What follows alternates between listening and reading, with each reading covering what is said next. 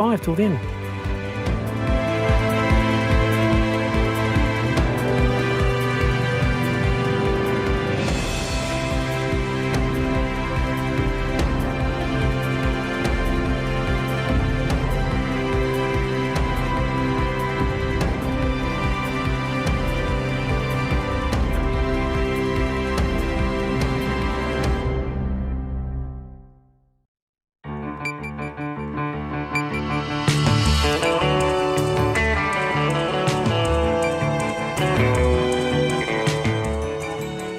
Kei te whakaronga mai koe ki te reo irirangi o Aotearoa. This is Checkpoint on RNZ National. I'm Lisa Owen. E haere aki nei, the adventures of Axel. A little grubby, mighty hungry, the 3-year-old is found alive after spending a bitterly cold night in forest near Tolaga Bay in just his nappies, a t-shirt and gumboots. It's a survival story that's hard to fathom even for his dad. I woke up this morning expecting to look for my son dead.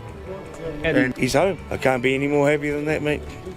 Axel's father on his absolute relief, the joy of hugging his son and what the 3-year-olds told him about his night in the forest. We talked to the rescuer who heard him calling for his mum and the police too. And in other news, the Kiwi cricketers want out of India and Parliament Speaker under the pump. RNZ News at 5. Kia ora, ko Susana Leata with DNA. The father of a 3-year-old boy who went missing near Tolaga Bay has spoken of his huge relief that his son has been found safe and unharmed. The toddler called Axel went missing yesterday afternoon, triggering a huge search that continued overnight until he was discovered this morning on a forest road 19 kilometres from home. Father Glenn says it's a miracle the little boy is alive and he had feared the worst.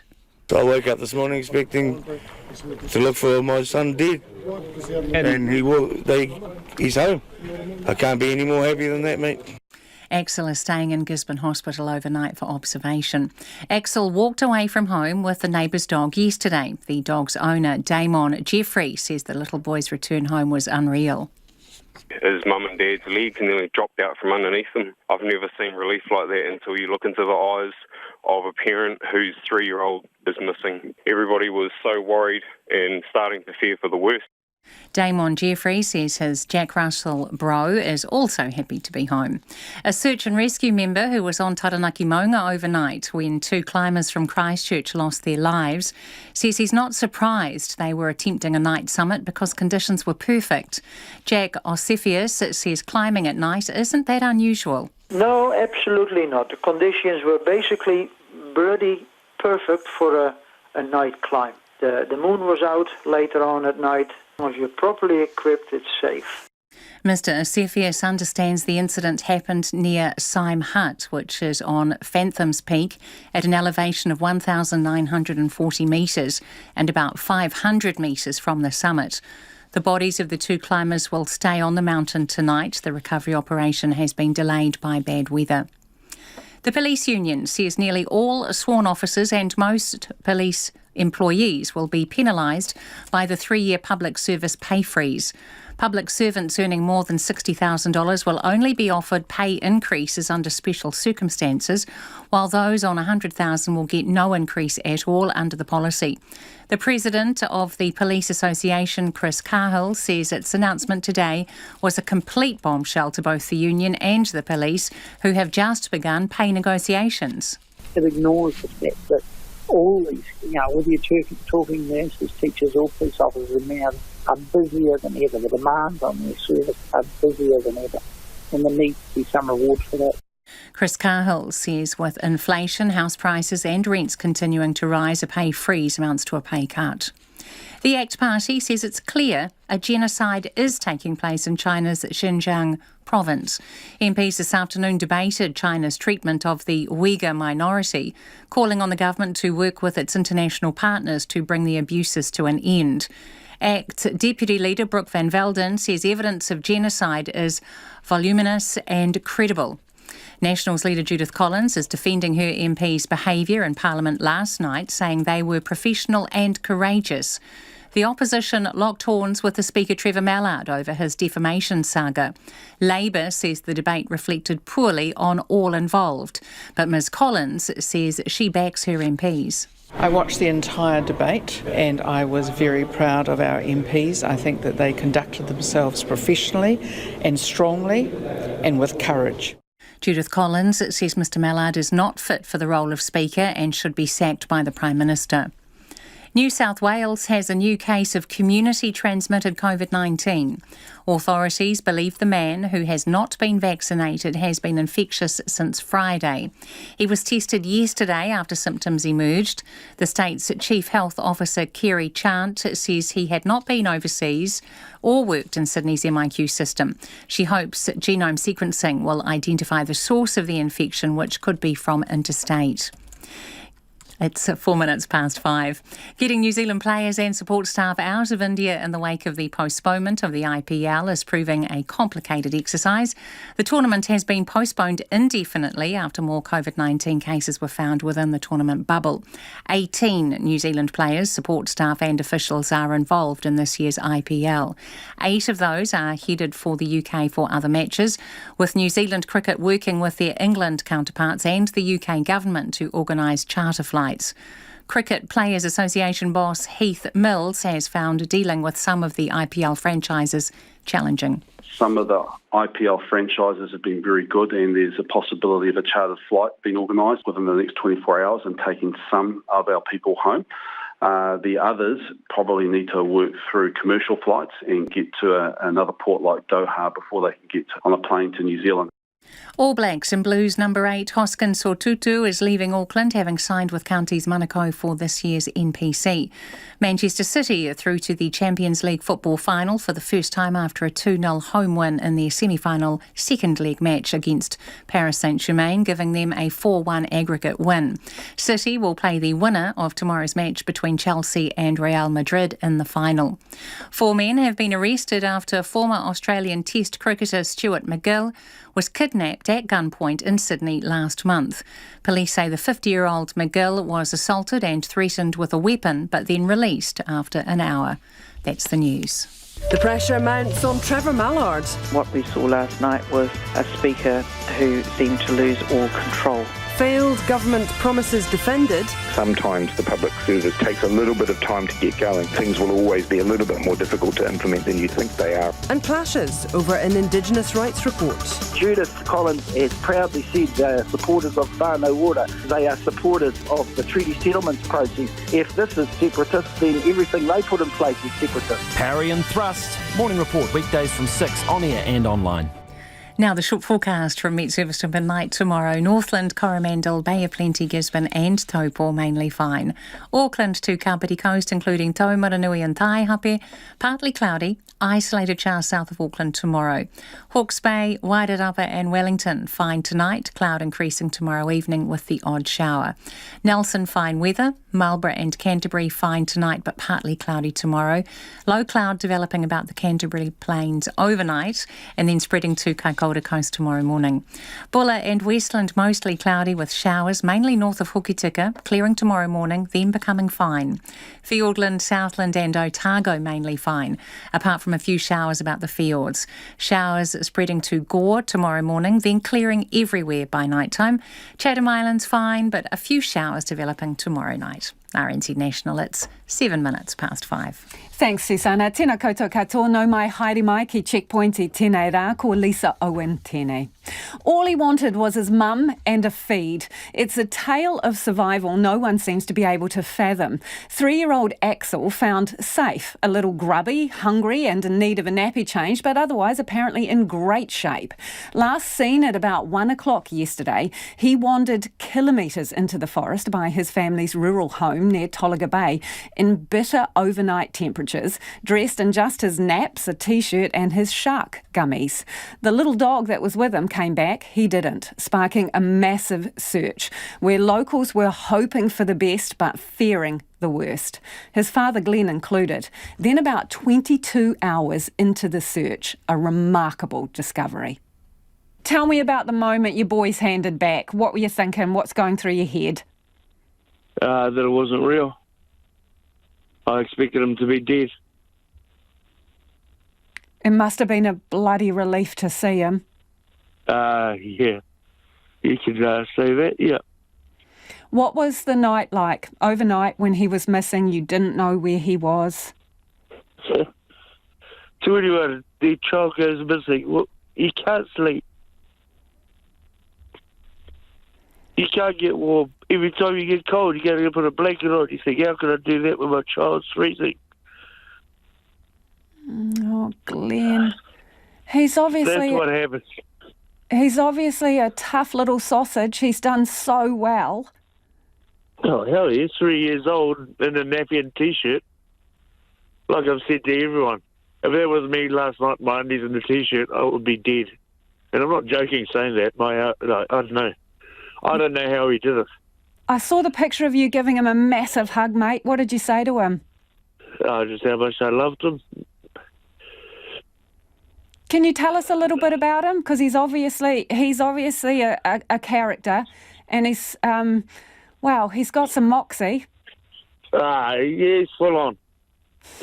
Not full on, but in a good way. He's the first kid I've ever met at 2-3 years old who likes to say you're welcome when people say thank you, and he's got the manners of an angel, but he's a pretty rough little unit too. I hear he was pretty hungry when he got home. He piled the sandwiches back pretty full on. Yeah, what was he hocking into? What was his favourites? There wasn't really a favourite. Whatever was put in front of his face, he demolished. And did he tell you anything, or what did he say? We just asked him what he was doing all night, and he said he walked a lot. He fell down the bank. The pigs didn't find him. He slept up a tree, and he slept with some bunny rabbits. What a remarkable little fella, eh? Yeah. The weight off your shoulder now, Glenn? The weight? Did you feel it lift? Yeah, like I'm saying, I'm still trying to get over it. And I'm trying to relax and unwind, but I can't, We're going to let you go and unwind, but I just want to ask you, do you want to say anything to the people? There were scores of people, locals and everything, that came out to help search for your boy. Do you want to say anything to them? What sort of things do you give to people who are pretty much, they saved my son's life? This community is awesome. And like I've been saying to people, we're only new to this community, and if half the country was as good as this community, it would be a pretty shit-hot country, eh? People care here, and you can feel it, and there's a difference. And for me, coming from places where people don't really give a shit normally, this is pretty unreal. Had a chance to talk to the guy who picked your little man up, found Axel? Yeah, I was lucky enough to say a big thank you and give him a hug.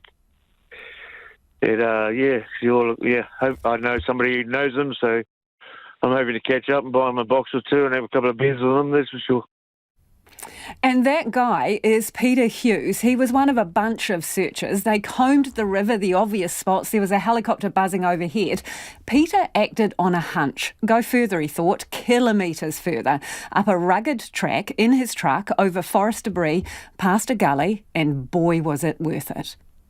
He's the best little bloody fellow out, really. He done very well to stay bloody in the bush all night, but he was sitting in the gully when I was calling out, and I could hear a kid calling out from way over the other side. So I thought, we'll go and have a look over there, and sure enough, he come out onto the track way up the top. So, kind of, what was the terrain like where he was?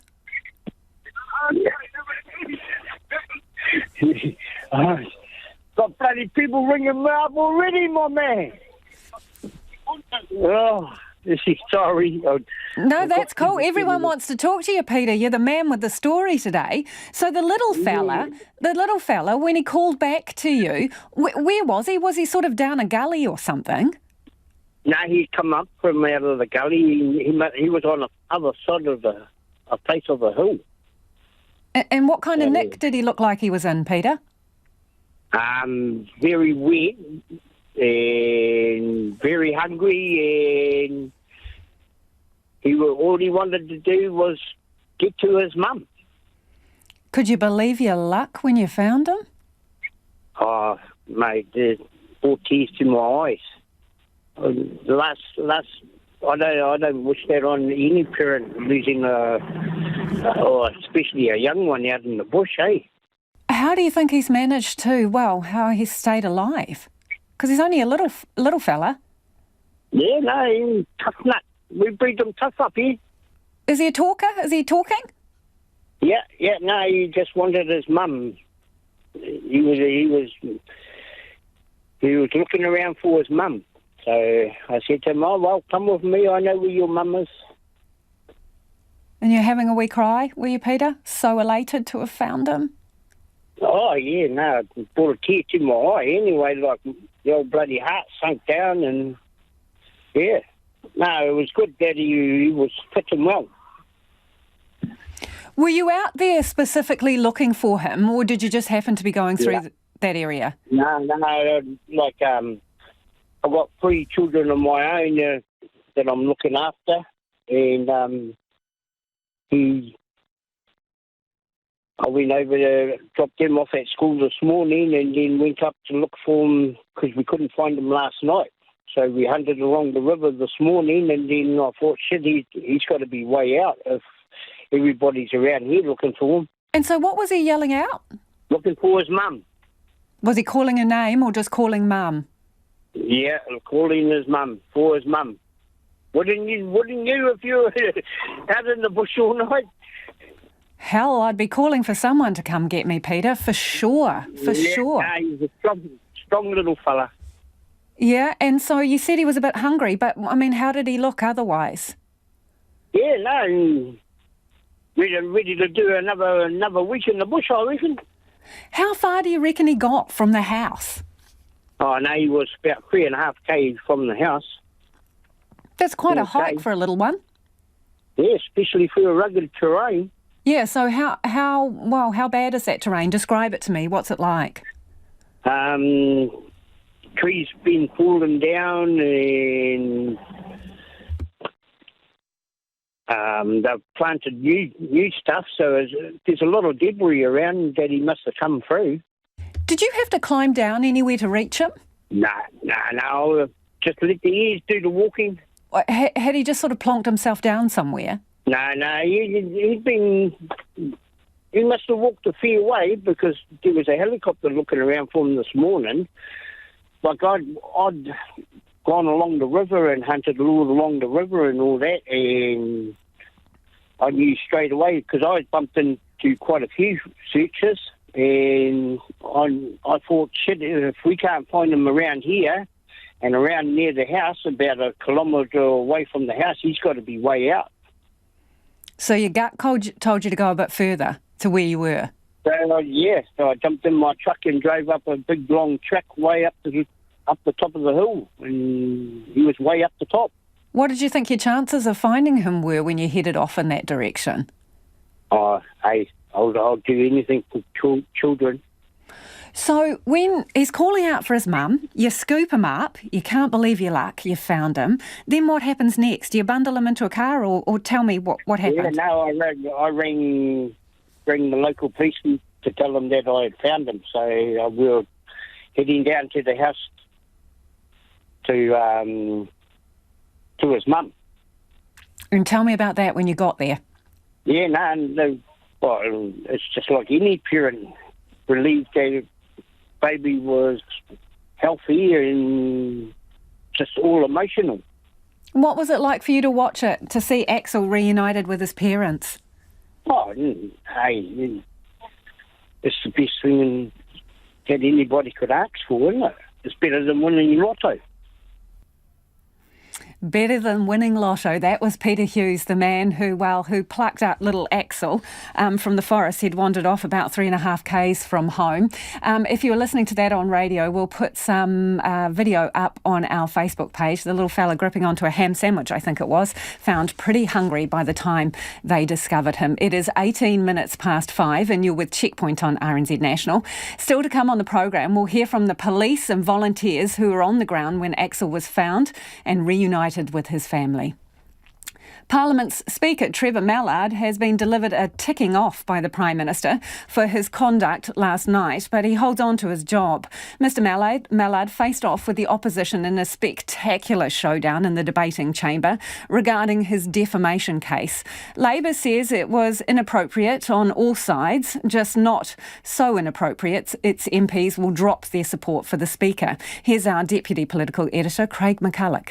Parliament has rarely witnessed such extraordinary scenes, a simmering dispute exploding in the debating chamber. I will answer the questions. I've got all night to answer the questions, and I will. You said it. And I'll say the Speaker is a bully, and if he sues me, I will turn up to court and I will defend it. And guess what? I will plead truth. The fierce exchanges prompted by this. The Speaker of the House, Trevor Mallard, pushing back against claims he destroyed a man's life when he falsely accused him of rape in 2019. That man's life was destroyed when he sexually assaulted a woman. He supports that woman, he says, and he supports the internal investigation. And I will support the police in their investigation and the results of that. But the police say the matter was fully investigated, the evidence reviewed, no formal charges filed. I am not someone who thinks women should be pressured into proceeding with charges. The opposition apoplectic. Disgraceful. Absolutely disgraceful. Trevor Mallard is not the judge and jury here. He should resign as Speaker, or Jacinda Ardern should sack him. But Mr Mallard is not going anywhere. National tried to move a vote of no confidence this afternoon. The Labour Party blocked it. It means the Speaker's job is safe, bar a telling off from the Prime Minister. I have shared my very clear and strong view with the Speaker today that what happened in Parliament last night was not acceptable, nor do I consider the way that the opposition conducted themselves to be acceptable. Calling for resignations does not resolve those issues. No one was covered in glory. We need to sort it out. The Greens co-leader James Shaw says it is the National Party which should be ashamed of its behaviour. You can imagine that there is a woman out there right now, possibly still at work here, who has been completely re-traumatised by the events over the last 24 hours, because what she is watching is the National Party doubling down on defending the alleged perpetrator and not looking out for their interests. I watched the entire debate and I was very proud of our MPs. I think that they conducted themselves professionally and strongly and with courage. But no one emerges from last night's display with their heads held high. The Prime Minister says the Speaker has acknowledged he did not meet his own standards last night. But we'll have to take her word for it. Mr Mallard had nothing to say to the media today. Atu iti whare parimata mō te hōtaka o te ahiahi, ko Craig McCulloch aho. Some public servants have been told they'll have to wait 3 years for a pay rise to help rein in the government's debt. But the main union for government workers has labelled the restrictions punishing. Here's political reporter Katie Scotcher. A thank you from the Finance Minister for the public sector's work throughout the COVID-19 pandemic. The efforts of our frontline staff in particular, but also those behind the scenes helping formulate and operationalise the measures that the government put in place, was a testament to the professionalism and the dedication of our public service. But as for the reward, pay restraint will be needed and it will need to continue to be exercised across the public service over the next 3 years. Here's exactly what that restraint will look like.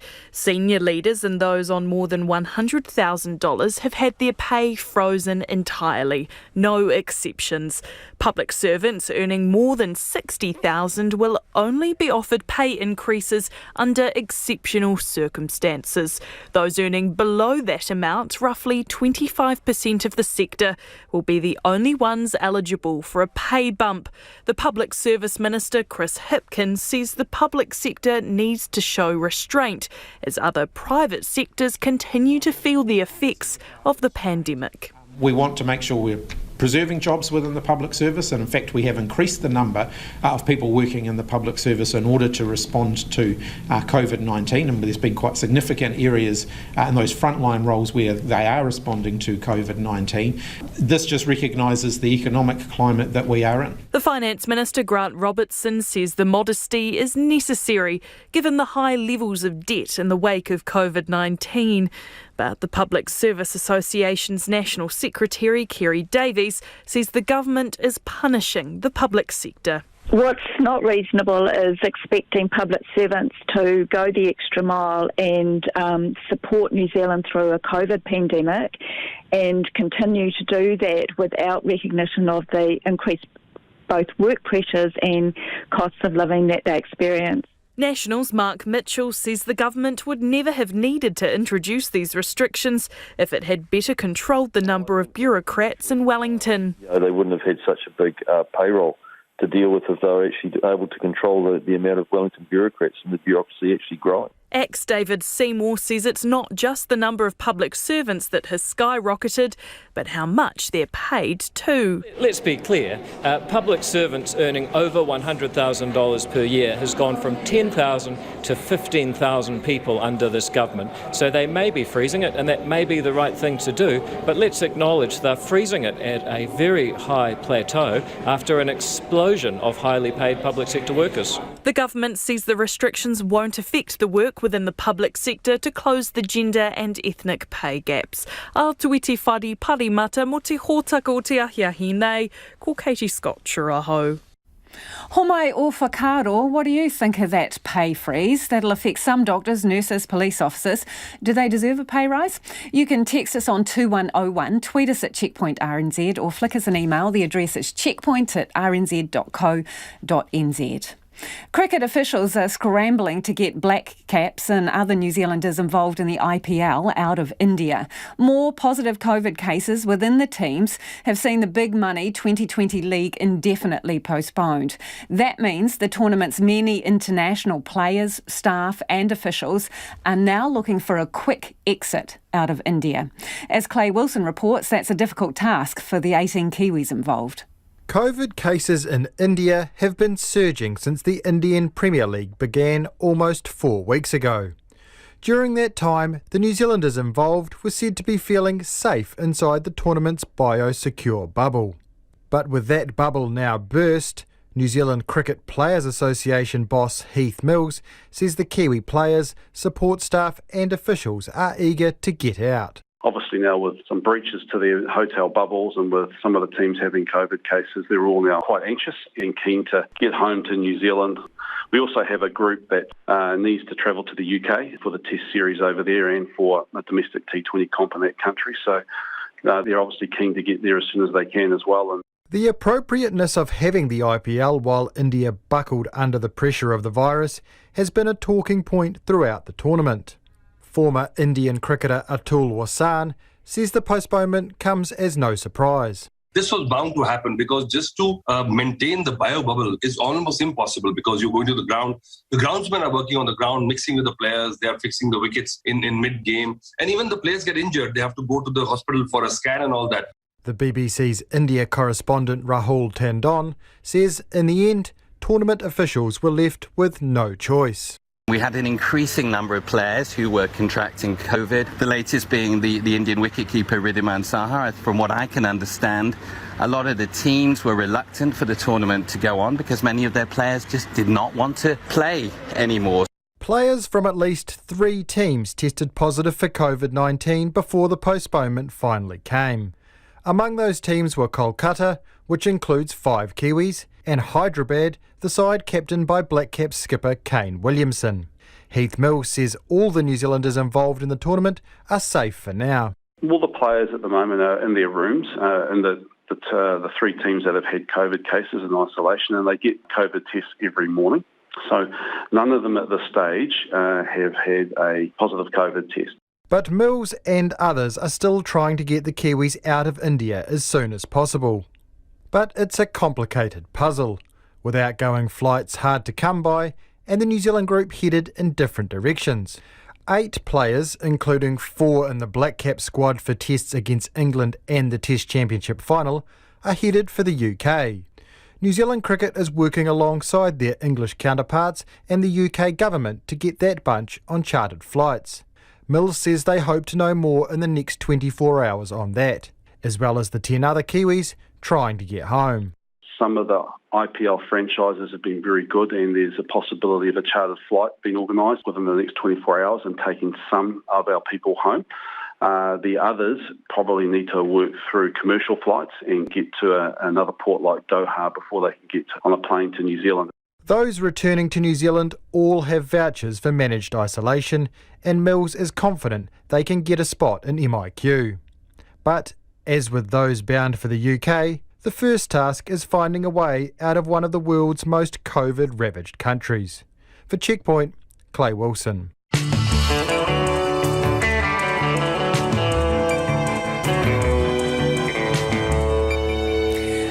E te iwi e haere ake nei Checkpoint, the Tolaga Bay constable who broke the news to the family that their little boy was coming home. The Reserve Bank cautions new homeowners who may have pushed the boat out a little bit too far, and Parliament roundly criticises China over the Uyghurs but holds off on calling it genocide. Homai o whakaro, what's on your mind this evening? Get in touch about any of the stories you've heard on the programme so far. You can text us on 2101, tweet us at Checkpoint RNZ, or send us an email, checkpoint@rnz.co.nz.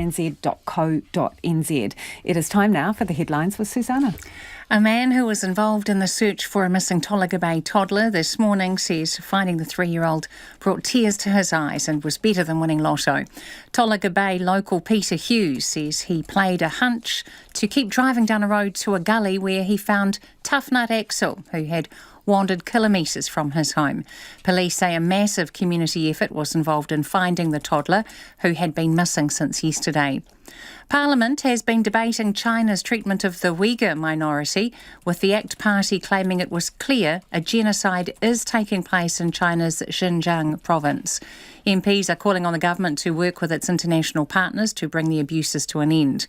ACT Deputy Leader Brooke Van Velden says evidence of genocide is credible.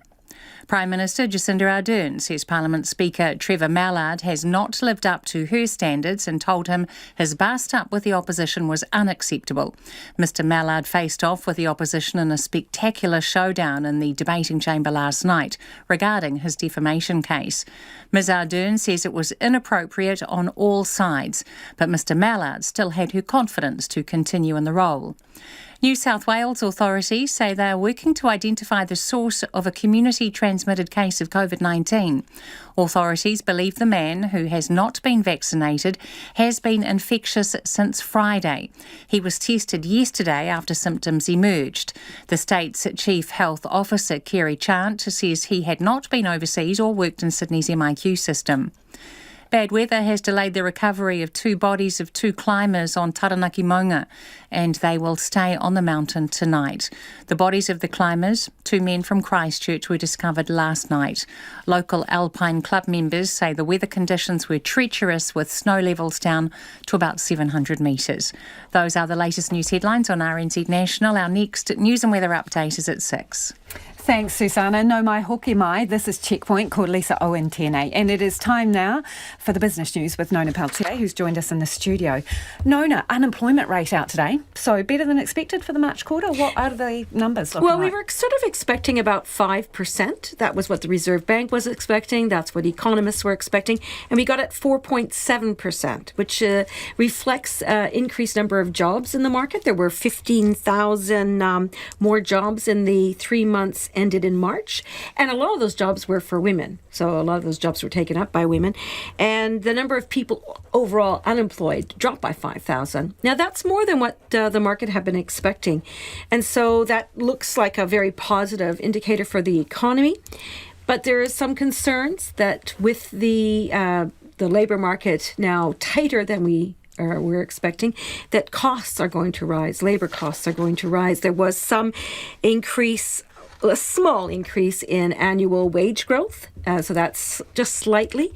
And there are other pressures that are mounting, so that there is now an expectation that, the economy is going to be stronger, inflation is going to be higher, and what that is going to mean overall could result in, perhaps some shift in monetary policy, although the Reserve Bank didn't necessarily indicate that today when they were talking about the financial stability report. So at this stage, it's early days. We don't really know where this is going to lead, but certainly the labour market is stronger than we were expecting. Okay, so you said there were jobs for women in there. Do we know anything about the Māori unemployment numbers, or who fared worst out of this? I don't have all that detail, but I can say that for sure, we aren't back to pre-COVID levels. Okay, that's a certainty. So we are improving, but we're not back to where we started. And we're expecting that to change. For example, we have this thing called the underutilization rate. And these are people... that number reflects, so it was gross, okay? There was like 12.2% was So those are people who are working, but they want more hours or they want to do more Could work. be. It also could be people who were in lockdown, had a job and so weren't looking for one, but also weren't working. So there was a bit of a skewed numbers in there, primarily because we had 2 lockdowns during that period in Auckland, where, of course, there's a large number of people affected. So there could have been people who didn't go to work and we're looking for work. So that would have reflected in there. It's a bit skewed because of the COVID pandemic. It's hard to know. We need to see some more data to know exactly. And these numbers are always a bit much because there's so many of them. They all kind of supposed to work together, but they rarely do. Okay. Let's move on to the country's biggest bank. Posted an improved profit, driven up by better than expected economic conditions. So the bank, and what did it make? This is the ANZ Bank. And it's by far the biggest. And so they made a net profit, and this is the first 6 months of their fiscal year, ended in March, of $930 million. That's 18% up on what they made the year earlier. Now, you'll remember that the COVID year didn't really begin until the end and towards the end of March. So we're comparing not quite like with like, but pretty close. So that's a hefty improvement in their net profit. So $930 million. The main reason for that was they had increased lending, and primarily home lending, loans to mortgages and people associated with, like, maybe they're making improvements to their houses, and that boosted the revenue about 2% to just over $2 billion. Now, their expenses were also down marginally, so pretty healthy. Now, we spoke earlier with Antonia Watson, who's the chief executive of the ANZ. She said, look, the economy and businesses have generally fared better than we were expecting, but certainly we're not out of the woods yet. I don't think we're in a position to say the worst of COVID-19 is behind us yet. I think the result definitely reflects our faster than expected economic recovery. I'd absolutely love to think that it continues that way, but there's still enough uncertainty out there. You know, we hear about things like labour shortages and supply chain issues, and there's those sectors that won't really be back humming until the borders are open, like, you know, education and tourism. So there's still uncertainty out there, but you've certainly seen the better economic conditions reflected in, for example, our credit provision release. And that's ANZ's chief economist, Antonia Watson. And when she was talking there about the credit provision release, what she was saying is that the bank was able to write back into their books a large amount of provision for credit that they no longer needed. I think it was something like, from memory, $70 million. Okay, so that's quite a lot. So not loose change. Okay, and shall we have a quick trot around the markets? Yes, okay, so... the markets were a little bit weaker today, but I think that there's the sentiment is really what's going on overseas. So people are a little bit worried about all sorts of issues to do with the COVID reopening, company reports, what's happening with inflation, what's happening with interest rates. So a little uncertainty crept in there. We fell about 0.5%, and yesterday we gained about 1%, so you'd expect a little bit of that. So we dropped 64 points to 12,848, and the dollar is steady. Got a little bit of a tick up, actually, from the labour market data to 71.7 US cents, 92.7 Australian, and 51.5 British pence. Thanks, Nona. Nona Peltier with news. And let's stick with the theme. The Reserve Bank has renewed warnings to borrowers taking advantage of low interest rates. In its latest financial stability report, the bank says people taking on huge debts are more vulnerable to a rise in mortgage rates, saying if needs must, they'll tighten up further on lending. Kate Gregan reports. Despite the blowback of the pandemic, the Reserve Bank says the financial system has made it through in good shape, but risks remain. The report notes that various RBNZ and government measures have cushioned the impact of COVID-19. But while these lessened the impact on the financial system, it drove asset prices sky high. The bank's Deputy Governor, Jeff Baskand, says with house prices rising nearly 20% in the past year, house prices are less sustainable. We think there's a greater risk of correction than in a number of years prior. It's been building a little with house prices rising. So it's not a flashing red alert, but it is a concern that we'd like to see, and what we're expressing is a desire to see some stabilisation. He says lots of new lending has high debt-to-income and loan-to-value ratios, making the most recent borrowers more vulnerable to a rise in mortgage rates. That, the central bank says, exposes households to a decline in house prices. Mr Bazcan says with that in mind, the bank hasn't ruled out further measures. Perhaps a debt-to-income limit, which is sort of making sure that people can afford the debt serviceability. But ASB's chief economist, Nick Tuffley, isn't too concerned. The Reserve Bank's job at this stage is to assess all the risks that are there, and the risks that they obviously spend a lot more time worrying about are the more negative ones, which would be a fall in house prices. I think the thing for property owners in recent purchases to bear in mind is that over a long period of time, house prices have tended to go up. They do have periods where they can go down. And the thing is that when people bought properties, there would have been some pretty strict assessment of their ability to borrow. John Bolton, a mortgage broker and managing director of Squirrel, agrees. He says, for now at least, no more lending measures should be introduced. We haven't seen the impact of the 40% LVR restriction yet. And that's going to have a really significant impact on the property investor market.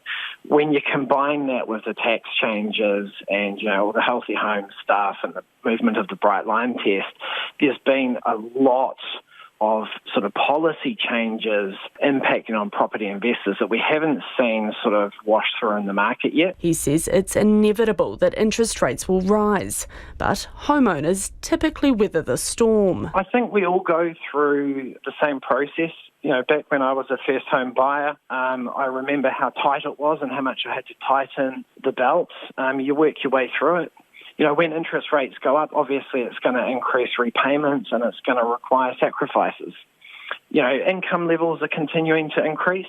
And so affordability has largely looked after itself.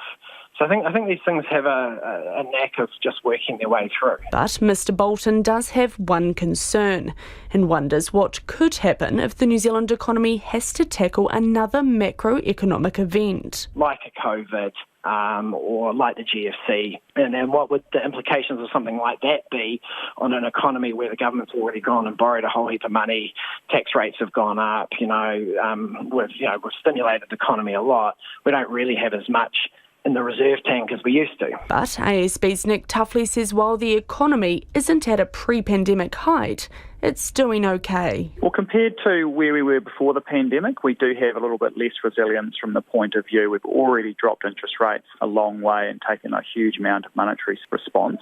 We still do have a bit of fiscal firepower left to cope with any future major crises. From July next year, banks will be required to have more capital on hand, which will protect them further in case of trouble. For Checkpoint, Kate Gregan. He's a tough little bugger. That from one of the cops searching for 3-year-old Axel, who was found almost 22 hours into a massive rescue operation. The toddler wandered off from his Mangatuna home near Tolaga Bay at about 1 o'clock yesterday afternoon, wearing just his shark gumboots, a nappy and a t-shirt. Overnight, temperatures were bitter, conditions that would challenge the survival skills of grown men, we're told. Nobody knows Axel's exact route, but he's gone kilometres over some rugged turf and appears to have taken a tumble down a gully. Found with a bit of snot on his face and sprinkled with a few pine needles, but otherwise in good nick. A relieved Tolaga Bay Constable Richard Reeves simply can't fathom it. Obviously he's been found safe and well, and with no sort of health problems with any hypothermia or anything, just hungry. Can you believe it? No, I can't actually. Not for how cold it was and how little he is. So whereabouts was he found and how was he found? He's just been found on the forestry track, which he's down off a gut off one of the forestry tracks here, about 3.5 k's from the house. But he's got down into a little gut and hasn't been able to get out by the looks. What kind of was it like where he was that he couldn't? It's quite steep and it's overgrown, scrubby sort of in forestry, but it's all got a whole lot of undergrowth and bits and pieces, and it's quite steep country. So do you think he's taken a sort of tumble down into a gully? And Yeah, no, he has. He's gone up over the top of a hill above the house along the ridge line, and then he's fallen down the bank on the other side, I think. Hasn't been able to get back up. He's just a littlie. That's quite a trek. Yeah, he's only just turned 3. No, I'm in disbelief myself because it wasn't. Look, I can't believe the outcome we've had considering what's happened. It was pretty cold here last night too. Yeah. So how many people did you have out, and what were conditions like? So it was clear but cold. It was about 7 degrees. And we had, I'm going to say anywhere between 120 and maybe even 150 people, maybe 100 to 110 community volunteers, and then the actual paid, or not paid, but the trained search and rescue guys were also here swimming the river and all sorts. And so, what was the reunion like when he was handed back to Mum and Dad? Oh, that was pretty big reunion. Everyone was cheering and clapping and happy, and it was a little ceremony. And he's been stuffing his face ever since. Yeah. So you said he was a bit hungry. So what's he been scoffing back? Well, that's the other thing we've had such a great outpouring from the community of not just Tolaga but from Gisborne with food and people supporting with the search. So there's been the fire brigade, and there's been a number of different people that have brought quite a bit of food into the place. So, just food that's come in, really, for all the searchers. So Axel's not going short when it comes to a snack, then?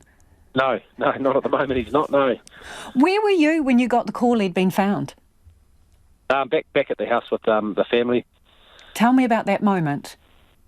No, just relief, really. Yeah, just sighs of relief and a big cheer. And tears of joy from the mother. So who called you? I got a couple of different calls from a few different people that were with him. Yep, and you delivered the news to the parents, did you? I think there was about 3 different calls going at the same time, so it was a bit of a all at the same time thing. So my phone's been ringing pretty hot, but yeah, if it wasn't me, it was definitely someone close. So, I mean, have you been involved in a few search and rescues before? Yeah, quite many. Yeah. So, how does this compare? No, this is up there with. I'm not going to call it luck because he's a bit more than lucky. He's obviously managed to survive a walk-home night. He's in a nappy and a t-shirt, and he's I'm going to say it, tough little bugger.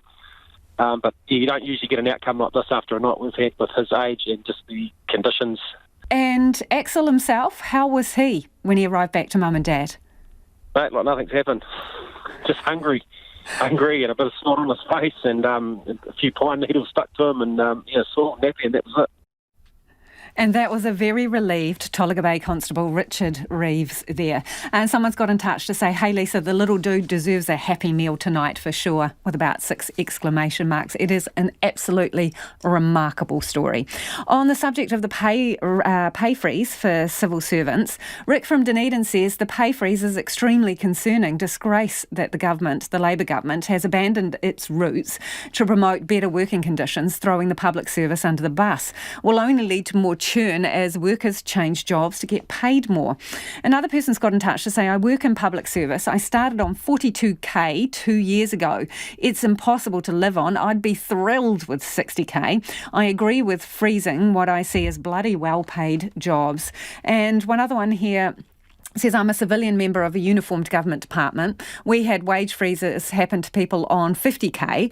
We've been told not to expect wage rises again this year. Never met anyone on 100k in my area. So the freeze is anyone on 60k or over, well, you can expect, not much luck in getting a pay rise, only in exceptional circumstances. 100k plus, no way, no how is the terms and conditions, I suppose, of that freeze. Keep your texts coming. Text us on 2101 or tweet us at Checkpoint RNZ. A steadfast determination to tell the truth saw a 14-year-old girl endure months of solitary confinement at a social welfare-run home in the mid-1960s. Maureen Taru has given evidence to the inquiry into abuse in care. She was sexually abused by her half-brother, but no one ever believed her. Our reporter, Andrew McRae, has been at the hearing today in Auckland, and a warning, aspects of his story are distressing. Ms Taru, who is now 70, spent most of her life being labelled a liar. After spending some time in a girls' home in Horowhenua, she was shipped off to Kingsley in Christchurch. From day one, she was put into a room which was euphemistically called the clinic. We did do a cell and I stayed there for months and months at a time. Just one cell, there was nothing else in there. Oh, sorry, there was a bed, but it was bolted to the floor. There was all that was in that room, and me. And I was in there for months and months. She wasn't able to talk with anyone, a bath was only once a week, and the food sporadic. With nothing to do, she felt she was going mad. I developed a friend. Do you mean an imaginary friend? Yes. I don't know if it was a boy or girl, I don't know. It didn't have a name. But I used to, when I didn't want to eat, I used to say, you can eat that, I don't want it. Did anyone speak to you during the day? No. Letters shown to the Commission purported to be written by Ms Taru to a psychiatrist, confessing to various things, came as a surprise to her. First of all, do you think that you wrote this letter? No, I didn't write that letter. I've never seen or met Mr Pugmire. Why would I write him a letter? I wouldn't write those words today. I wouldn't use them. She says being accused of lying has impacted on her life. I just think that any child that goes to anybody and says this is what's happening, please believe them. My life was pretty horrendous because I wasn't believed. Marianne Rangi of Ngapuhi in Te Arawa descent is 58. She was removed from her family home and taken to Bollard Girls' Home in Auckland at the age of 14. Ms Rangi was subjected to an internal vaginal examination on arrival, a practice common in girls' homes at the time. Getting on the table and saying, now just lie back, like, holy hell. Open your legs. Oh, God, you're kidding me. Just... And I remember just putting my hands over my face and then prodding and talking like you were dead, like you didn't even exist. Marianne Rangi says metal tongs were used in the process and it's haunted her all her life. Even today, I won't even go for a scan because of those days. Sorry. Okay, Tabai, when you say scan, is that a cervical smear? Yes. Ms Rangi says during the examination, she hid her face with her hands, hoping they wouldn't remember her face. For Checkpoint, Ko Andrew McRae, TNA. It is 9 minutes to 6. I'm Lisa Owen and you're with Checkpoint on RNZ National. He Moriaki in Pita Pita Kōrero after the news at 6. Well, he's been described as a tough little bugger. We'll have more on the 3-year-old who spent a bitterly cold night in the bush near Tolaga Bay.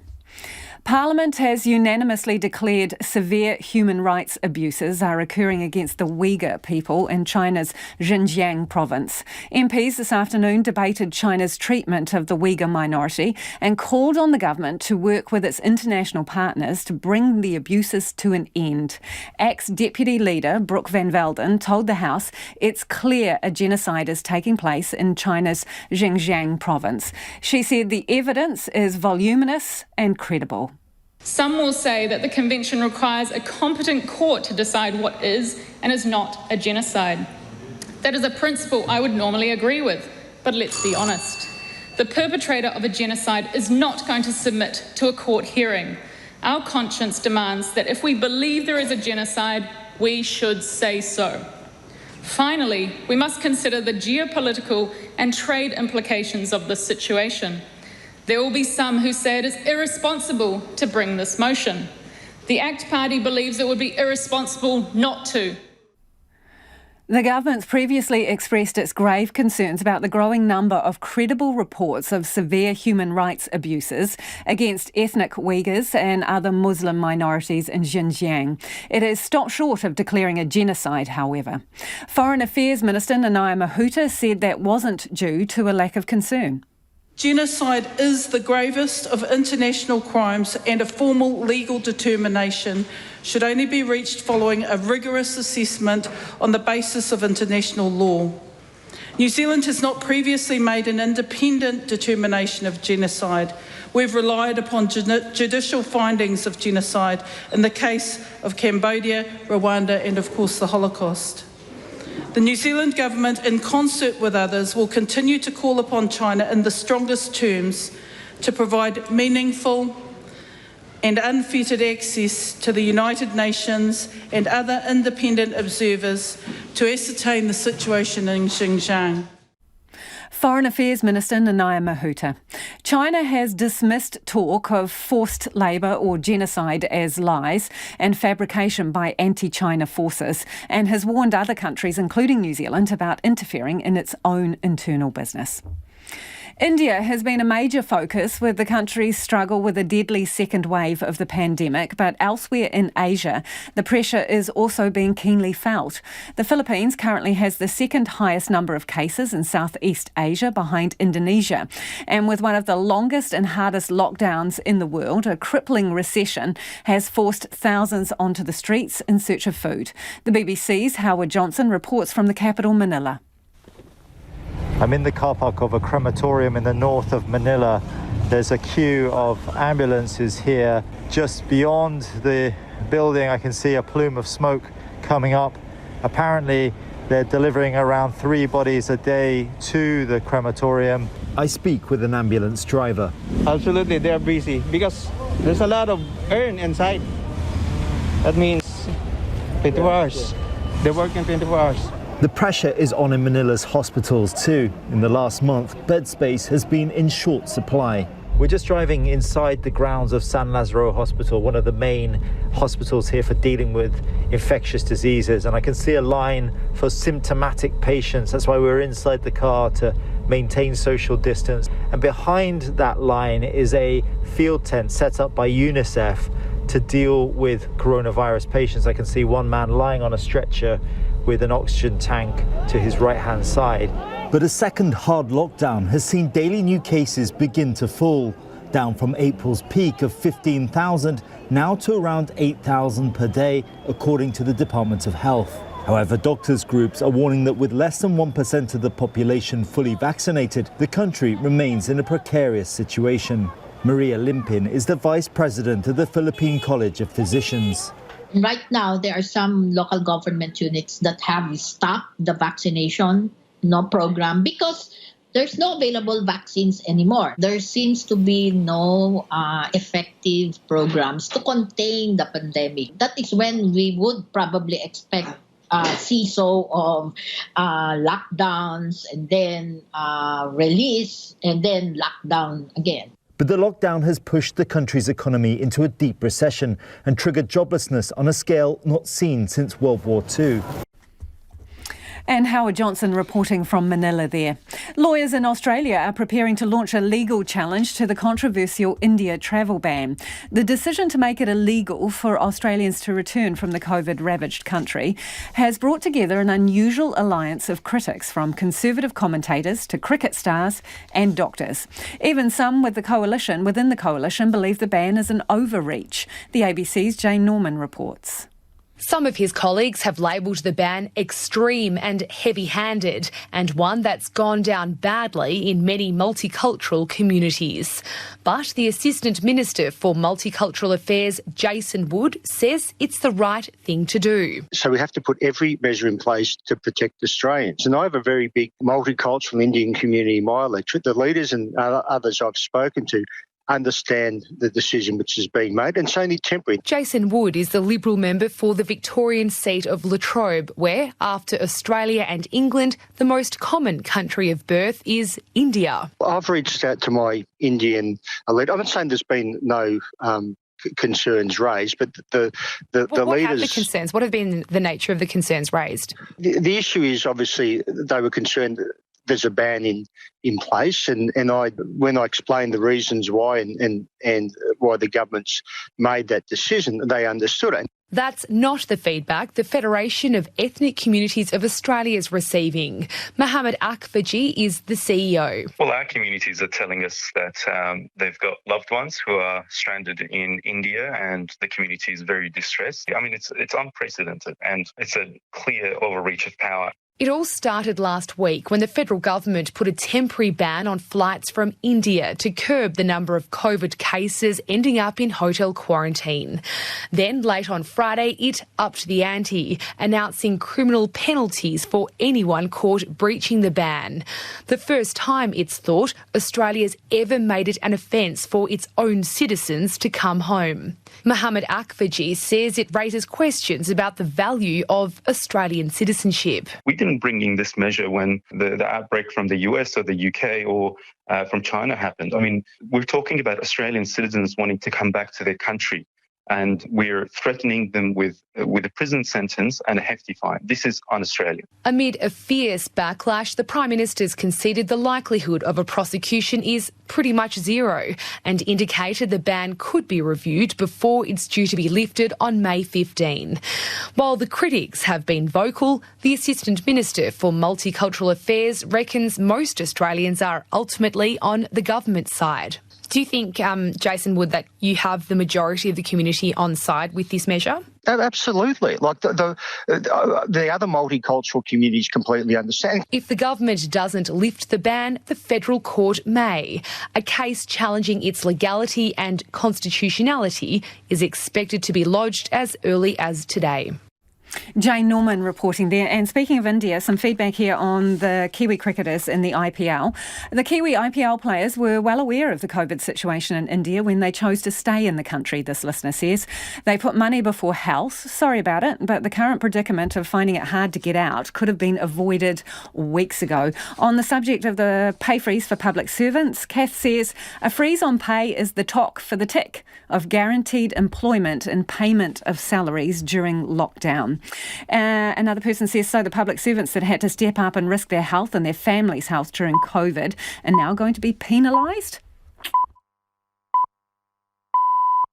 RNZ News at 6. Ngā mihi nui ko Susana Leata with the nei. The father of a 3-year-old boy who went missing near Tolaga Bay says he has no idea how his son survived a night alone in the bush. The toddler, called Axel, went missing yesterday afternoon, triggering a huge search that continued overnight until he was discovered this morning by a local. Father Glenn says it was cold last night and he can't believe the boy's resilience. 3 years old in a nappy and T-shirt. Like I've said to everyone, if that was me last night, my undies and the T-shirt, I would be dead. And I'm not joking saying that. I don't know how he did it. Axel is staying in Gisborne Hospital overnight for observation. The bodies of 2 climbers killed on Mount Taranaki will stay on the mountain tonight. The recovery operation has been delayed due to poor weather conditions. The 2 men from Christchurch worked for the environmental engineering consultancy Tonkin and Taylor. A search and rescue member who was on Taranaki Maunga overnight says he understands the men died near Syme Hut, which is on Phantom's Peak at an elevation of 1,940 metres and about 500 metres from the summit. The Foreign Minister says New Zealand will continue to call for China to allow organisations like the United Nations unfettered access to Xinjiang. She was speaking during the debate on Parliament's unanimous declaration severe human rights abuses are occurring against the Uyghur people. China has dismissed talk of forced labour or genocide as lies and fabrication by anti-China forces. Nanaia Mahuta says China must be transparent about what's happening. The New Zealand Government, in concert with others, will continue to call upon China in the strongest terms to provide meaningful and unfettered access to the United Nations and other independent observers to ascertain the situation in Xinjiang. ACT Deputy Leader Brooke Van Velden has told the House it's clear a genocide is taking place. The National Party says the government has been forced to take drastic action because it's allowed the number of Wellington bureaucrats to balloon. The Public Service Commissioner last year asked all agencies to maintain pay restraint until June this year, and fresh guidance was issued this morning. Public servants earning more than $60,000 will only be offered pay increases under special circumstances for the next 3 years.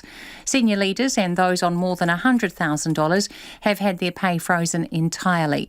Mark Mitchell says the government is closing the door after the horse has bolted. They wouldn't have had such a big payroll to deal with if they were actually able to control the amount of Wellington bureaucrats and the bureaucracy actually growing. Mark Mitchell says teachers and nurses will be penalised as a result. Northland continues to be the worst performing region in hitting its COVID vaccination targets. It is more than 4,000 doses short, or about 70% of where it aims to be. The Rotorua Lakes district is the next worst on 81%, with Wairarapa, South Canterbury, Hawke's Bay, Tairawhiti, Waikato and Auckland all also falling short. COVID Minister Chris Hipkins says Northland set itself quite an ambitious goal. He says officials are looking at whether the region needs more help, including getting resources from other DHBs. Overall, the country is slightly ahead of its vaccination target. The Reserve Bank has renewed warnings that house prices are stretched and may need further action to cool the market. The bank's half-yearly financial stability report says the financial system has come through the pandemic in good shape. Deputy Governor Jeff Baskan says some heavily indebted households are vulnerable to a market downturn or rising interest rates. He says the RBNZ wants prices to settle. So it's not a flashing red alert, but it is a concern that we'd like to see, and what we're expressing is a desire to see some stabilisation. Jeff Baskan says if the market gets further stretched, the RBNZ will consider tightening loan-to-value ratios further. The white former Minneapolis police officer convicted last month of the murder of the black man George Floyd has requested a new trial. Derek Chauvin was found guilty of second and third degree murder and manslaughter, but has not yet been sentenced. Here's the BBC's Peter Bowes. Derek Chauvin's lawyer says his client was deprived of a fair trial. In court documents, Eric Nelson argues that the process was not impartial because of pre-trial publicity. He writes that it was so pervasive and so prejudicial before and during the trial that it amounted to a structural defect in the proceedings. The motion also alleges that errors were made by the judge and that there was prosecutorial misconduct and witness intimidation. The rare verdict against a police officer was considered a milestone in the racial history of the United States and was widely applauded by Americans. It's 6:05. Cricket officials in New Zealand and India are working as fast as possible to get New Zealand players and support staff there for the Indian Premier League out of the COVID-ravaged country. Clay Wilson reports. The 18 New Zealanders involved in the IPL were previously feeling safe inside the tournament's biosecure bubble. But with that now burst and the tournament postponed indefinitely, Players Association boss Heath Mills says the Kiwi group are eager to get out. 8 New Zealanders are headed to the UK for other matches, with New Zealand Cricket working alongside their English counterparts and the UK government on chartered flights. Mills says while none of the Kiwis involved in the tournament have tested positive for COVID-19, he hopes travel plans for all can be locked in over the next 24 to 48 hours. This is Clay Wilson. The New Zealand golfer Amelia Garvey has qualified for her second US Women's Open after winning a playoff at a qualifying tournament in Los Angeles. Garvey, who's studying at the University of Southern California, qualified for the tournament last year through her world amateur ranking. She had never played at the Brentwood Country Club in LA previously, and with players not allowed a practice round due to COVID-19 restrictions, she had to use Google Earth Maps to figure out how she might attack the course. All Blacks and Blues number 8 Hoskin Sortutu is leaving Auckland, having signed with Counties Manukau for this year's NPC. That's the news. Tonight on Nights, Dr Tom Mules, a clinician working with the Malaghan Institute of Medical Research, joins us to discuss how hookworms can be an effective way to control diseases such as colitis. And on the Hump Quiz, we have a very special prize for New Zealand Music Month.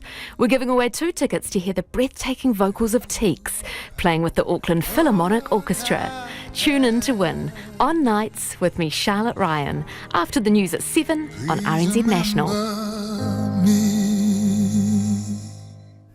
Now the short forecast from Met Service to midnight tomorrow. Northland, Coromandel, Bay of Plenty, Gisborne and Taupo, mainly fine. Auckland to Kapiti Coast, including Taumaranui and Taihape, partly cloudy. Isolated showers south of Auckland tomorrow. Hawke's Bay, Wairarapa and Wellington, fine tonight, cloud increasing tomorrow evening with the odd shower. Nelson, fine weather. Marlborough and Canterbury, fine tonight but partly cloudy tomorrow, low cloud developing about the Canterbury Plains overnight tonight, spreading to Kaikoura Coast tomorrow morning. Bulla and Westland, cloudy with a few showers, mainly north of Hokitika, clearing tomorrow morning and becoming fine. Fiordland, Southland and Otago, mainly fine, apart from a few showers about the fiords. Showers spreading north to Gore tomorrow morning, then clearing everywhere by tomorrow night. Chatham Islands fine but cloud and a few showers developing tomorrow night. RNZ National, it's 8 minutes past 6. Thanks, Susanna. No mai hoki mai. This is Checkpoint called Lisa Owen tēnei. The father of the 3-year-old boy found after spending a night alone on a track says he feared for the worst. Axel Hamblin was discovered 3 kilometres from his parents' Tolaga Bay home just before 11 o'clock this morning. The toddler wandered off the rural property nearly 24 hours earlier with more than 100 people joining the search party. Tom Kitchen reports from Tolaga Bay.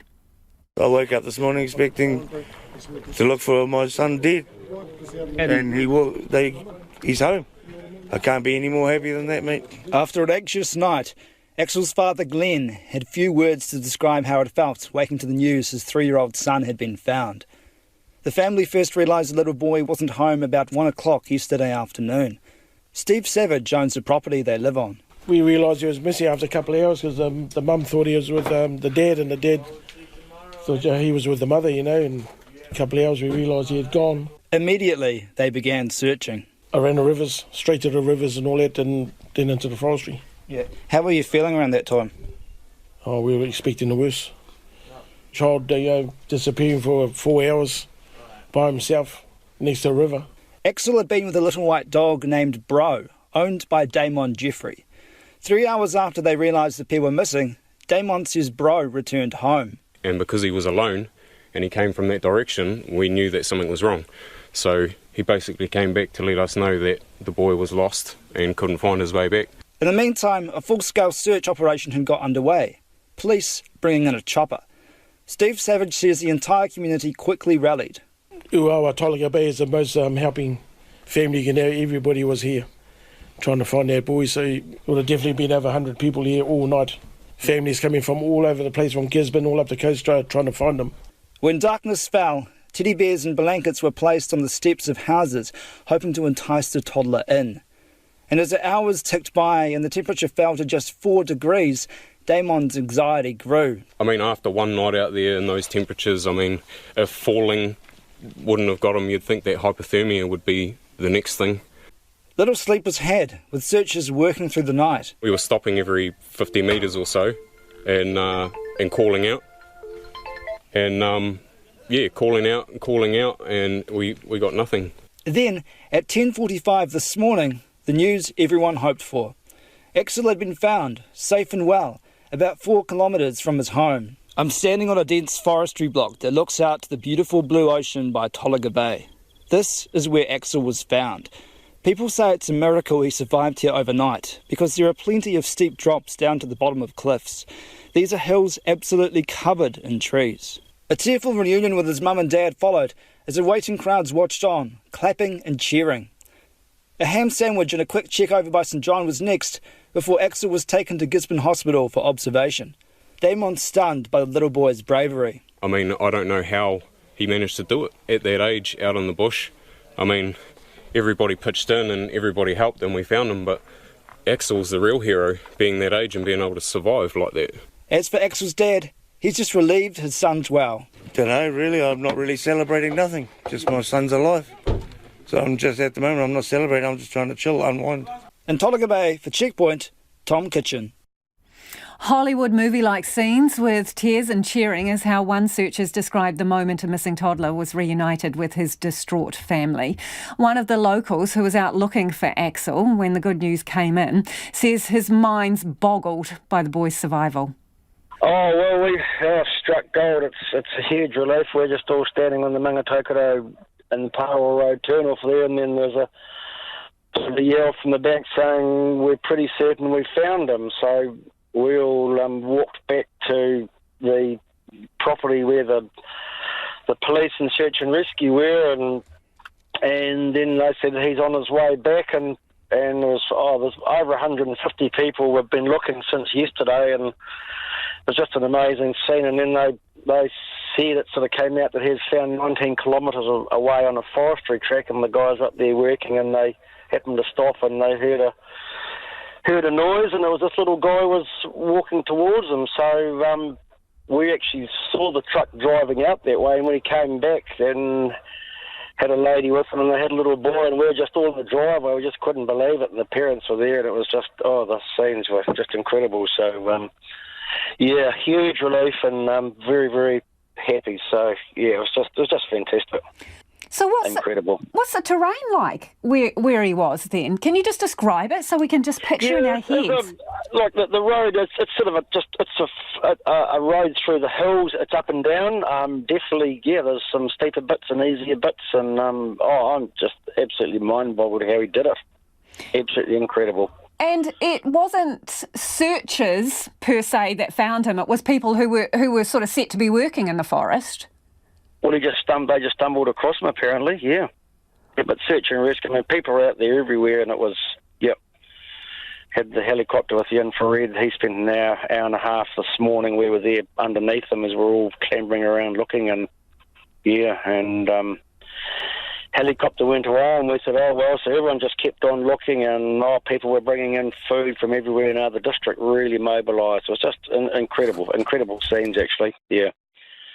Unreal. So they brought the boy back in a car, and you said the parents were there. What happened when he cruises up and the little boy is there safe and sound, and the parents are there? Describe it to me. Well, they just hugged each other, and they had some food for him, and he was looking around at us, and we were all clapping, and a few of us were in tears. I think it was just amazing scenes, and just everyone was chatting and just. Yes, so happy. Then the father he said a few words, and he just couldn't thank everybody enough. It was amazing scenes, and it was just like a Hollywood movie. Yeah, you know how the Americans go to town when things go really well. It was just like that here. The sort of scenes were crazy. It was just everyone was just so relieved. I think that was the main thing. How a little boy could go missing. It's just we're going, what the heck? But they seemed like very nice parents. So what we talked them up the track. We had a dog with us, and we were looking, and other people had dogs, and trying to just get onto a scent. It was a great result. How did Dad seem when he spoke to all the searchers after his boy had been found? He was pretty emotional, but he stood up to his task well. Actually, thanked everybody, and.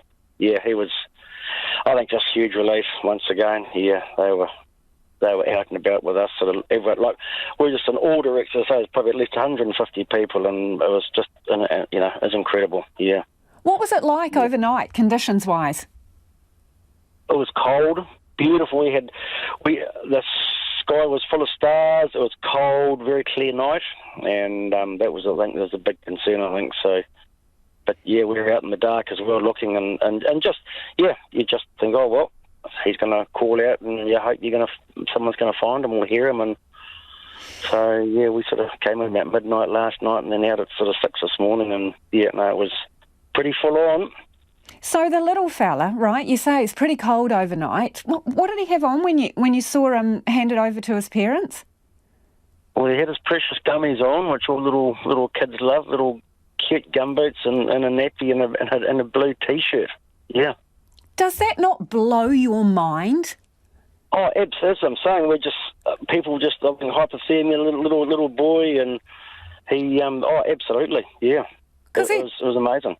He'd been knee-high to a grasshopper, wandering around 19 k's from home in his naps and a pair of gummies, and he's picked up as right as rain. Yes, yeah. People said, my God, he's in such good condition. We couldn't believe it. Yeah. And how did he seem? Was he sort of chatty or smiley or what? Can you tell me? Oh, he was sort of just making little noises and looking around, probably wondering what all the fuss was. I almost got that impression. He's looking around and all the the family and everyone was just sort of all around, and it was very, very stirring. Yeah, it was incredible. Yeah. Have you done a few searches before? No. Right, so this was a hell of an experience for you too, yeah, I imagine. I've been with a couple of little grandchildren now, and I just thought, oh my goodness, so we got down there pretty quick, and everyone just moved. It was, once we heard, people just mobilised very quickly, yeah. Hey, you can tell me, when you saw him cruise up in the car, did your heart melt? Oh yeah, hell yeah. It was just such a relief to see him. Yep, it was just huge relief, and because when the helicopter flew away, I think a few of us thought, oh well, that's not too good, and then we said, look, we all keep on looking, and it's only been sort of 22 hours, so he's just sort of hope for the best that he's curled up somewhere, but oh crikey, he was on a mission heading somewhere, and yeah, he was picked up, and it was just great. Can you believe it turned out so well? Well, you always hope it's going to be what do? You hope for the worst and expect the best sort of thing. And as time goes on with someone so little, I think, hey, we're all positive. People aren't going, oh, well, we'll just do it for the sake of doing it. But I think everyone's he must be here, but we didn't realise he was so far away. And so it was. No, we all had a lot of hope there. Yeah. Well, fantastic job, and that little fella's obviously got wings on those gumboots, mate, to get 19 k's. I reckon. So I'd say he'll have a good 6 months, so probably give him a wash and chuck him into bed, and it's just everyone's just so happy. And that is one of the searchers who was out looking for Axel, who was found safe and well about 22 hours into that search. It is 19 minutes past 6 and you're with Checkpoint on RNZ National. To India now, where the country has marked its 5th day of more than 3,500 deaths as it experiences the world's worst coronavirus outbreak. Behind those numbers are stories of suffering, desperation and mismanagement of the crisis, which to date has seen just 2% of the population fully vaccinated. Even as international help pours in, India is struggling to give basic medical care to those who need it the most. CNN's international correspondent Clarissa Ward went inside a hospital in India's Uttar Pradesh. A man wails in anguish, but no one is listening. His cry, just one of many, at this hospital in Uttar Pradesh state. Oh, my child, he says. Oh, my God, my baby. Inside the entrance, his son Deepak is fighting for his life. Gasping for air, his body convulsing. There are no doctors attending to him. The handful of medical staff working in this ward are stretched thin to breaking point. This hospital is completely overwhelmed. The doctors say that they have about 55 beds, and currently they're treating more than 100 patients. And you can see people are literally just lying on the floor, desperately hoping to get some medical attention. 32-year-old Kavita says she's been here for 4 days, begging for oxygen that has not come. I'm getting anxious, she says. No one is listening to me here. Are you struggling to breathe? I'm unable to breathe freely, she tells us. No one is taking care of me. In the next room, more than 20 patients are packed in tightly. This is what now passes for the intensive care unit. Family members have taken on the role of primary carers, where medical staff are simply unavailable. This man complains no one will change his wife's soiled bedding. Suddenly, there is a commotion.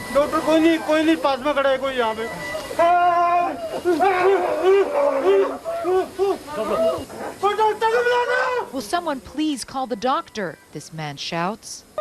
His mother, 55-year-old Rajbala, appears to be slipping away. Her sons work furiously to revive her. A doctor comes in and tells them to stop crowding her. But the family is inconsolable. We've been here for 6 days, and only today we got the ventilator for my mother, he tells us. The oxygen is out. We had to bring an oxygen cylinder.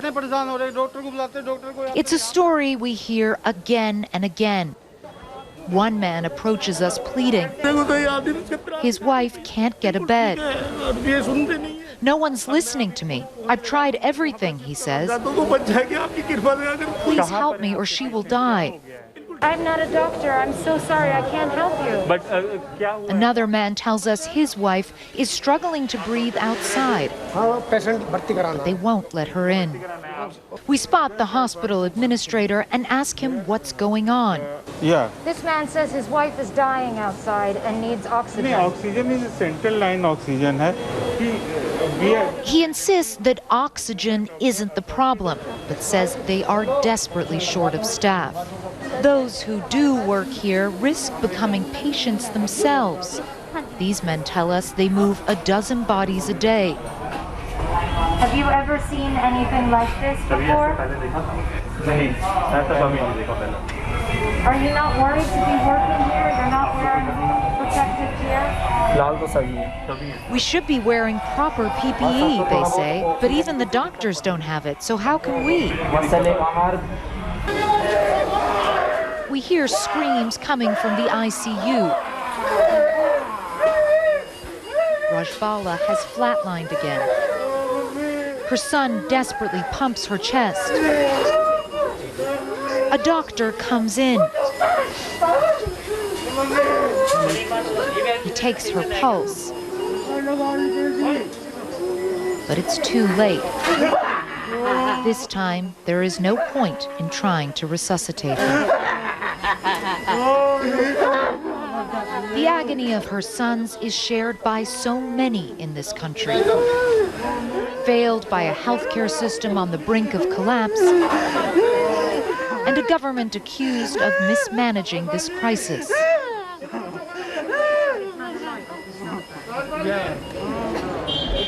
Just a few hundred yards away, in the same hospital complex, it's a very different picture. Orderly lines of people patiently wait to be vaccinated, following the Prime Minister's announcement that anyone over 18 can be inoculated. A state lawmaker is among 600 people getting their vaccine.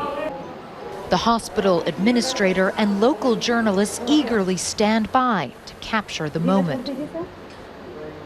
We were just in the hospital over there. Yeah.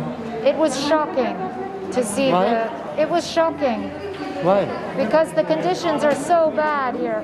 Why do you think India has been hit so badly? Ma'am, we are trying.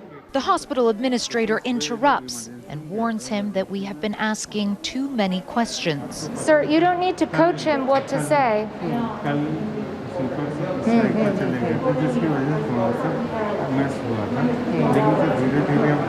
He's telling him what to say. We are trying to best, and some problems were there, but we are trying. Now condition is better. Do you accept that the government has failed its people in the handling of this crisis? No, never.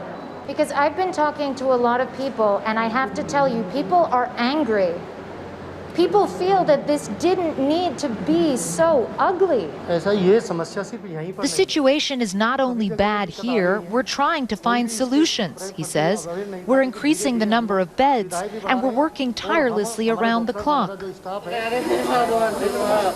But back in the COVID ward, the impact of those efforts is not yet being felt. Rajbala's body is left for nearly an hour before it is finally moved. India's leaders may promise that everything is being done to end this crisis, But for now, there is no light at the end of the tunnel. And that report was from CNN's international correspondent Clarissa Ward. And just a note there, the permission of the families was obtained before filming happened inside the hospital there. In the US, the Biden administration is unveiling a new federal vaccination strategy. It includes moving away from mass vaccination sites to small settings in hopes to reach those who have not yet been inoculated. CNN's Caitlin Collins reports. Let's try to hit that 70% mark. President Biden with a new vaccination goal for the nation. We need you. We need you to bring it home. Get vaccinated. The White House wants at least 70% of American adults to have received one dose by July 4th and 160 million to have completed their vaccinations. At least 147 million adults in the U.S. have gotten one shot of the vaccine, and 105 million are now fully vaccinated. That means giving close to 100 million shots, some first shots, others second shots, over the next 60 days. With the pace of vaccination slowing nationwide, Biden's new goal could be a challenge. There are a lot of younger people, especially those in their 20s and 30s, who believe they don't need it. Well, I want to be absolutely clear. You do need to get vaccinated. The president leaned in and spoke directly to those who have waited. Why take the risk when you have a safe, free, and convenient way to prevent it? Biden's COVID-19 team is now telling governors if they don't order their full allocation of doses on a given week, the leftover supply can go to other states that need it. And that report was from Caitlin Collins. A diplomatic crisis has been averted in Belgium after a farmer there accidentally redrew his country's border with France. The BBC's Nick Beale explains. It may well have been one of history's more subtle land grabs, but it certainly didn't escape the eye of one astonished local who was enjoying a stroll in the forest. Belgium had annexed part of France. A border shifted by a mere 2 metres, but with potentially seismic geopolitical consequences. However, it seems this was not a conscious effort to reshape an international boundary drawn up after Napoleon's defeat at Waterloo, but an unnamed farmer's desire to expand his field. When you heard what the farmer had done, what did you think? What a stupid thing. Moving the border. David Levaux, the mayor of the Belgian village of Erquelin, has managed to defuse this diplomatic grenade. I was astonished. It's a hard thing, moving the border of a country and growing Belgium and France. Not a good thing? No, it's not a good idea. But you think you've averted this crisis? No diplomatic crisis. There's peace. Peace and love between France and Belgium. And that's it from us this evening on Wednesday, where the people of Tolaga Bay really rallied around their community and pulled one out of the hat, finding that little 3-year-old safe and well. We will be back tomorrow. Z News headlines at 6:30. The father of a 3-year-old boy who went missing near Tolaga Bay has praised the local community helping find his son after he survived a night alone in the bush. The foreign minister says China must be transparent with what's happening in the western province region of Xinjiang after claims of forced labour or genocide. The Greens have joined Labour in supporting Speaker Trevor Mallard remaining in the job despite his blow-up with the opposition yesterday. Those are the headlines. Our next news is at 7. Take the pulse of the day's news every weeknight at 10. It wasn't a press conference because we were not allowed to ask questions. Live with local, national and international stories as they happen. And can I just say on a personal note, I don't think you could find a braver and more passionate councillor advocate for the city than Margaret. Up to date if you're up late. Lately with Karen Hay every weeknight from 10 on RNZ National.